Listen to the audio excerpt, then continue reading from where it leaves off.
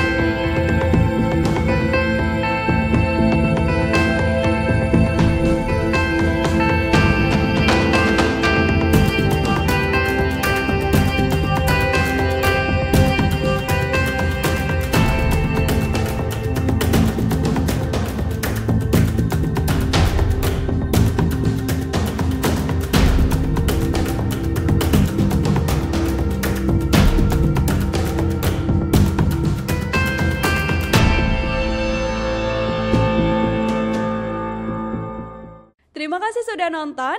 Jangan lupa like, subscribe, dan share ya.